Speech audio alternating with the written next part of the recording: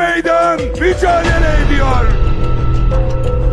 মধ্যপ্রাচ্যের আকাশে কালো মেঘে জমে উঠেছে। সিরিয়ার দক্ষিণাঞ্চলে উত্তেজনা যেন এক বিস্ফোরণের অপেক্ষায়। ইসরায়েল একের পর এক বিমান হামলা চালাচ্ছে সিরীয় সামরিক স্থাপনায়। নিজেদের রক্ষক হিসেবে দাঁড় করিয়েছে দ্রুজ ধর্মীয় সংখ্যালঘুদের পাশে।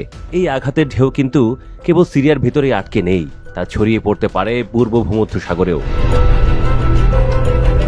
ইসরায়েল আশঙ্কা করছে তুরস্কের উপস্থিতি যদি আরো জোরদার হয়, তাহলে গ্রিস আর সাইপ্রাসের গ্রিক সম্প্রদায়কে পাশে টেনে নিয়ে তারা নতুন জোট গড়ে তুলতে পারে। সে জোট সরাসরি চ্যালেঞ্জ ছুড়ে দেবে তুরস্কের প্রতি, বিশেষ করে উত্তর সাইপ্রাসে থাকা তুর্কি সামরিক ঘাঁটিগুলোকে ঘিরে। আঙ্কারা অবশ্য এই পরিস্থিতি সামাল দেওয়ার চেষ্টা করছে ভিন্ন কৌশলে। একদিকে সামরিক উপস্থিতি বজায় রেখে প্রতিপক্ষকে ভয় দেখানো, অন্যদিকে কূটনৈতিক আলোচনায় অংশ নিয়ে উত্তেজনা কমানো। এই দুই কৌশল মিশিয়েই এগোচ্ছে তুরস্ক। মূল লক্ষ্য সরাসরি ইসরায়েলের সঙ্গে যুদ্ধের পথ এড়িয়ে চলা। এপ্রিল মাসে তাই ঘটেছিল এক অপ্রত্যাশিত বৈঠক। তুরস্ক ও ইসরায়েলের শীর্ষ কর্মকর্তারা বসেছিলেন মুখোমুখি। আলোচনার বিষয় সিরিয়ার ডি এসকালেশন মেকানিজম, অর্থাৎ সংঘাত কমানোর উপায়। কারণ ইসরায়েল মাত্র কয়েকদিন আগে সিরিয়ার এক বিমান ঘাঁটিতে হামলা চালিয়েছিল, যেটি নাকি তুরস্ক ব্যবহার করার পরিকল্পনা করছিল। ইসরায়েলের প্রধানমন্ত্রী নেতানিয়াহু তখন স্পষ্ট হুঁশিয়ারি দেন, তুরস্ক যদি সিরিয়ায় সামরিক ঘাঁটি গড়ে তোলে, সেটি হবে সরাসরি ইসরায়েলের নিরাপত্তার জন্য হুমকি। অন্যদিকে আঙ্কারা নতুন পদক্ষেপ নিয়ে চমকে দেয় সবাইকে। গত মাসে সিরিয়া সরকারের সঙ্গে একটি চুক্তি করে তুরস্ক।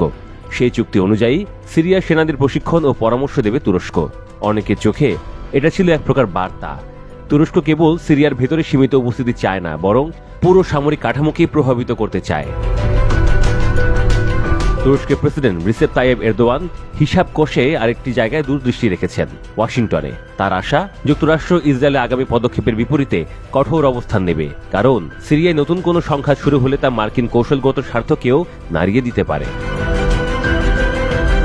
কিন্তু ওয়াশিংটনের প্রতিক্রিয়া অনেককেই অবাক করেছে। যখন নেতানিয়াহু মার্কিন প্রেসিডেন্ট ডোনাল্ড ট্রাম্পের কাছে সমর্থন চাইছিলেন, তখন ট্রাম্প উল্টো এরদোয়ানকে প্রশংসায় ভরিয়ে দেন। তিনি বলেন, এরদোয়ান সিরিয়া নিয়ন্ত্রণে নিয়েছে। এমনকি নেতানিয়াহুকে উদ্দেশ্য করে ট্রাম্প আহ্বান জানান তুরস্কের সঙ্গে সম্পর্কের ব্যাপারে যুক্তিসঙ্গত হতে।